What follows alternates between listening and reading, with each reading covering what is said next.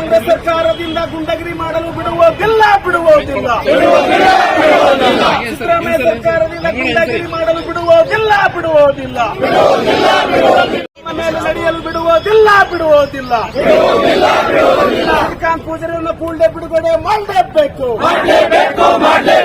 ಬಂಧಿಸಿರುವ ಹಿಂದೂ ಕಾರ್ಯಕರ್ತನ ಈ ಕೂಡಲೇ ಬಿಡುಗಡೆ ಮಾಡಲೇಬೇಕು. बीजेपी के एक कार्यकर्ता जिसका नाम श्रीकांत पुजारी है, वो 92 राइट्स में इन्वॉल्व है बोल के उसके ऊपर एक एलिगेशन है। लेकिन दुर्भाग्य की बात यह है कि 92 का राइट्स होके आज करीबन 31-32 साल हुआ। उसके बाद में वो इशू निकाल के उसको अरेस्ट करके उसके ऊपर हैरास करने का मतलब ये है कि कांग्रेस गवर्नमेंट वो इतना डेस्परेट हुआ है कि आगे आने वाले पार्लियामेंट इलेक्शन में उनका तो पूरा सफाई होगा। वो मैं समझता हूँ ये जो कार्य जो कर रहे हैं उसका ये मतलब है कि 28 के 28 सीट वो हारेंगे, और इसी वजह से हमारे वर्कर को, हमारे पार्टी लीडर्स को हैरास कर रहे हैं। मैं समझता हूँ सिद्धरामैया जी ये आप बहुत गलत कर रहे हैं।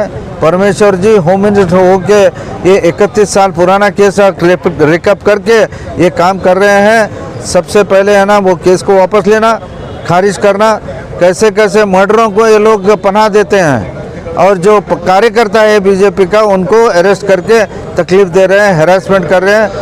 मैं सिद्धरामैया से फिर उनको दबा के मैं बोलना चाहता हूं कि ऐसे काम नहीं चलेगा।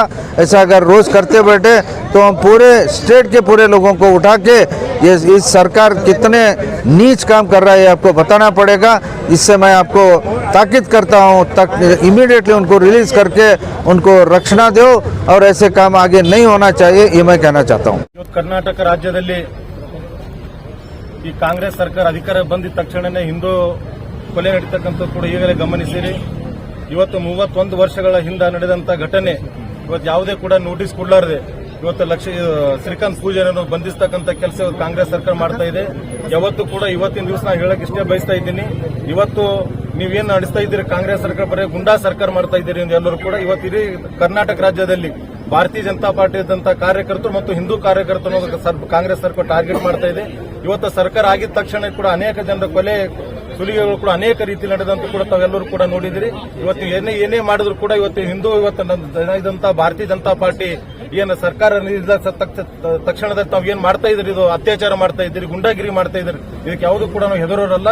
ಇವತ್ತು ಯಾವತ್ತೂ ಕೂಡ ನಮ್ಮ ಹಿಂದೂ ಸಂಘಟನೆ ಯಾವತ್ತೂ ಕೂಡ ಭಾರತೀಯ ಜನತಾ ಪಾರ್ಟಿ ಜೊತೆಯಾಗಿದೆ.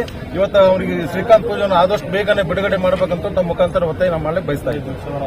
ಇವತ್ತು ಇಡೀ ರಾಜ್ಯದಲ್ಲಿ ಇವತ್ತು ಯಾವುದೇ ಕೂಡ ಇವತ್ತು ಹಿಂದೂ ಜನರಂತ ಕಗ್ಗಲೆವಾಗ್ತಾ ತಾವು ನೋಡಿದಿರಿ.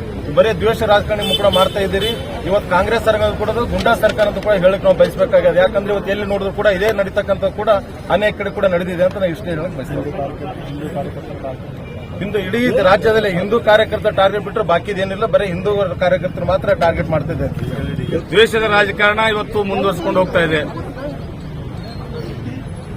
ಈ ಒಂದು ಪ್ರತಿಭಟನೆಯನ್ನು ಇವತ್ತು ನೇತೃತ್ವವನ್ನು ವಹಿಸಿರುವಂತ ನಮ್ಮ ಜಿಲ್ಲೆಯ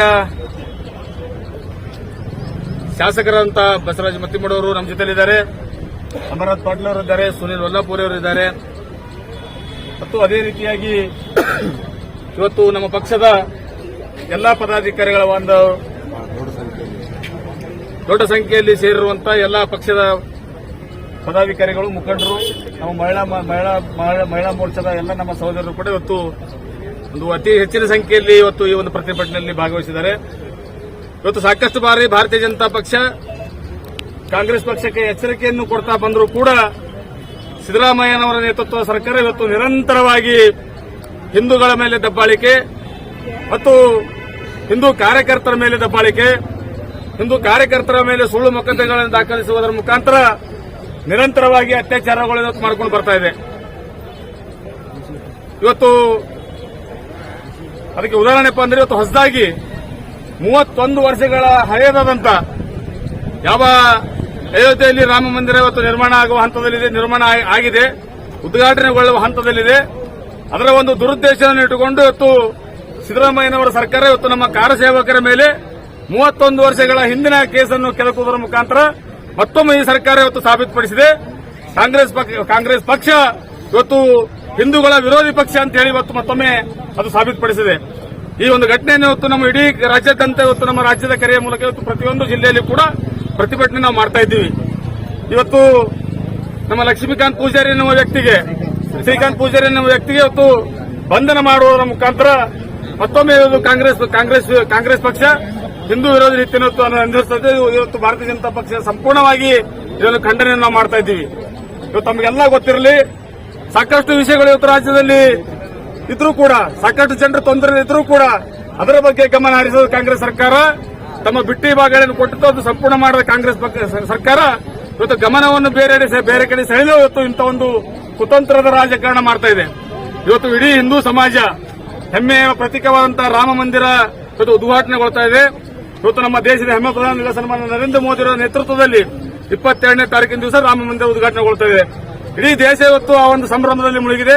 ಪ್ರತಿಯೊಂದು ಹಳ್ಳಿಗಳಲ್ಲೂ ಕೂಡ ಇವತ್ತು ರಾಮನಮನ ಜಪಿಸ್ತಾ ಇದ್ದಾರೆ ಎಲ್ಲ ನಮ್ಮ ಕಾರ್ಯಕರ್ತರು, ಎಲ್ಲ ಹಿಂದೂಪರ ಸಂಘಟನೆಗಳ ಕಾರ್ಯಕರ್ತರು, ಹಿಂದೂಪರ ಸಂಘಟನೆ ಮುಖಂಡರು, ಇಡೀ ಜನರು ಇವತ್ತು ಆ ಒಂದು ಉತ್ಸವದಲ್ಲಿರುವಂತಹ ಸಂದರ್ಭದಲ್ಲಿ ಬೇಕಂತ ಹೇಳಿ ಇವತ್ತು ನಮ್ಮ ಸಮಾಜಕ್ಕೆ ತೊಂದರೆ ಕೊಡುವ ಒಂದು ಉದ್ದೇಶವನ್ನು ಇಟ್ಟುಕೊಂಡು ಇವತ್ತು ಕೇಸನ್ನು ದಾಖಲಿಸುವ ಮುಖಾಂತರ ಇವತ್ತು ಸಿದ್ದರಾಮಯ್ಯ ಅವರು ಇವತ್ತು ನಮ್ಮ ಸಮಾಜದ ಮೇಲೆ ದಬ್ಬಾಳಿಕೆ ಮಾಡುವಂತಹ ಕೆಲಸ ಇವತ್ತು ಮಾಡ್ತಾ ಇದ್ದಾರೆ. ನಾ ಈ ಸಂದರ್ಭದಲ್ಲಿ ಒಂದು ಮಾತು ಹೇಳ್ತಾ ಇದ್ದೀನಿ, ಸಿದ್ದರಾಮಯ್ಯನವರೇ, ತಾವು ಇಂತಹ ಒಂದು ಕೇಸ್ ಅಲ್ಲ, ಇವತ್ತು 1000 ಕೇಸುಗಳು ಇವತ್ತು ಭಾರತೀಯ ಜನತಾ ಪಕ್ಷದ ಕಾರ್ಯಕರ್ತರ ಮೇಲೆ, ಕಾರ್ಯಸೇವಕರ ಮೇಲೆ, ಹಿಂದೂಪರ ಸಂಘಟನೆ ಕಾರ್ಯಕರ್ತರ ಮೇಲೆ ನೀವು 1000 ಕೇಸ್ ಹಾಕಿದ್ರು ಇವತ್ತು ಹಿಂದೂ ಹುಲಿಗಳು ಯಾವುದೇ ಕಾರಣಕ್ಕೂ ಕೂಡ ಹೆದರುವಂತಹ ಪ್ರಶ್ನೆ ಇಲ್ಲ. ಈ ಕಿಚ್ಚು ಇಡೀ ಕರ್ನಾಟಕಕ್ಕೆ ಹೊತ್ತಿರುವಂತಹ ಕೆಲಸ ಮುಂದಿನ ದಿನಮಾನಗಳಲ್ಲಿ ಆಗಬಹುದು ಅಂತ ಹೇಳಿ ನಾನು ಈ ಸಂದರ್ಭದಲ್ಲಿ ಅವರಿಗೆ ಎಚ್ಚರಿಕೆ ನಾನು ಕೊಡ್ತಾ ಇದ್ದೀನಿ. ಜೈ ಶ್ರೀರಾಮ್.